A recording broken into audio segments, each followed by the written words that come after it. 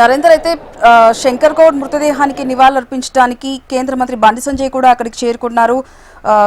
శంకర్ గౌడ్ కుటుంబానికి బండి సంజయ్ ఎలాంటి భరోసా ఇచ్చారు, అలాగే ఆర్టీసీ కార్మికులు తక్షణమే శంకర్ గౌడ్ కుటుంబానికి పరిహారం చెల్లించాలి అని కూడా చెప్తున్నారు. ఈ నేపథ్యంలో అసలు అక్కడ సిచ్యువేషన్ ఎలా ఉంది? అంటే శంకర్ గౌడ్ మృతదేహానికి దహన సంస్కారాలు ఎప్పుడయ్యే అవకాశం ఉంది? ఇక్కడ దాన సంస్కారానికి జరగడానికి ఛాన్సే లేదు. ఎట్టి కోశాన కార్మిక సంఘాలు మాత్రం ఈ మృతదేహాన్ని తీసుకెళ్లి డిపోలో ఒక 10 నిమిషాలైనా అక్కడ నివాళులు అర్పించేందుకోసం అవకాశం ఇవ్వాలని చెప్పి వాళ్ళు మంకుపట్టు పట్టుకొని కూర్చున్న పరిస్థితి. వారికి ఇక్కడికి వచ్చిన ప్రతిపక్షాలు కానీ అందరు కానీ వారికి మద్దతుగా నిలుస్తున్న పరిస్థితి. ఎట్టి కోశాన మేము దాన సంస్కారాలకు తీసుకుపోము అని అంటున్నారు. కానీ పోలీసు మాత్రం ఎట్టి కోశాన తరలించాలి, ఈ ఉద్రిక్త పరిస్థితులు తొలగిపోవాలి అని అంటే ఈ దాన సంస్కారాలు కానీ అంతిమ సంస్కారాలు కానీ జరగాలి అని చెప్పేసి వీరు ఒకవైపు మంకుపట్టుబడుతున్నారు. ఈ ఇద్దరు శ్రేణుల మధ్య ఉద్రిక్త పరిస్థితులు కొనసాగుతూనే ఉన్నాయి. అయితే ఆయనకు రావాల్సిన ఎక్స్గ్రేషియా కానీ ఆయనకు రావాల్సిన బకాయిలు కానీ ఇన్ ద సేమ్ వే ఏదైతే ఆర్టీసీ కార్మిక సంఘాల ఆర్టీసీ కార్మిక నాయకులు సమ్మె చేస్తున్నారో ఆ డిమాండ్లన్నీ కూడా నెరవేర్చాలి అని చెప్పేసి ముఖ్యంగా పట్టుబడుతున్న పరిస్థితి ఉంది. అందులో భాగంగానే ఈ సమ్మెతో ఈ ఉద్యమాలు, ఈ ఆందోళనలు, ఈ ఉద్రిక్త పరిస్థితులు కొనసాగుతున్నాయి.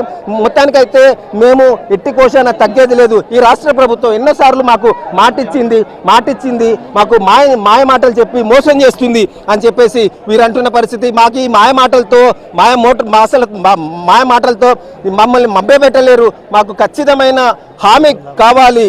ఇవాళ శంకర్ గౌడ్ చనిపోయిన దానికి సీఎం రేవంత్ రెడ్డి తను నివాళులు అర్పించారే తప్ప మరి ఇక్కడ మహాలక్ష్మి లాంటి పెద్ద గొప్ప పథకం ఇవాళ 6 పథకాలలో ఇవాళ అమలవుతున్న గొప్ప పథకం మహాలక్ష్మి పథకం. మరి ఆడ కండక్టర్లుగా మేము ఉన్నాము, మరి మేము మహాలక్ష్యం కదా, మాకెందుకు న్యాయం చేయట్లేరు, మమ్మల్ని ఎందుకు పట్టించుకోవట్లేరు, మేము మహాలక్ష్యమే కదా, మమ్మల్ని ఎందుకు పరిగణలోకి తీసుకోవట్లేరు, ఇది పెద్ద బడ్జెట్ కాదు, ఈ బడ్జెట్ని కేటాయించండి, మీరు ఇచ్చిన మేనిఫెస్టో ఎన్నికల మేనిఫెస్టోలో ఉన్నది, అది నెరవేర్చి మాకు న్యాయం చేయాలి అని చెప్పేసి డిమాండ్ చేస్తున్న పరిస్థితి.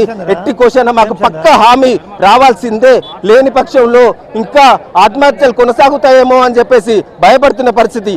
అలాగే ఈ ఆర్టీసీ కార్మిక సంఘ నాయకులు కానీ ప్రతిపక్షాలు కానీ అటు ప్రభుత్వం కానీ అందరూ కూడా ఇటు హెచ్ఎంటీవీ కూడా ఎవరు తొందరపడొద్దు, ప్రాణాల మీదకి తెచ్చుకోవద్దు, కుటుంబాలను ఆగం చేసుకోవద్దు, అందరూ ప్రాణాలకు విలువీయండి, కూర్చొని మాట్లాడితే అన్ని సెటిల్ అవుతాయి, సమస్యలు అనేటి పరిష్కారం కోసమే ఉన్నాయి అని చెప్పేసి అందరూ కూడా అందరికి పిలిపిస్తున్న పరిస్థితి. బండి సంజయ్తో అటు పోలీసులు చర్చలు జరుపుతున్నారు.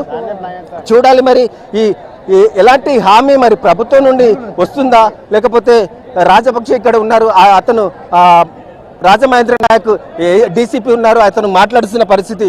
చూడాలి మరి ఎలాంటి పక్కా హామీ వస్తుంది, ఈ నిరసనలు, ఈ ఉద్రిక్త పరిస్థితులు ఆగిపోతాయో ఎదురు చూడాల్సిన పరిస్థితి అయితే కొనసాగుతుంది.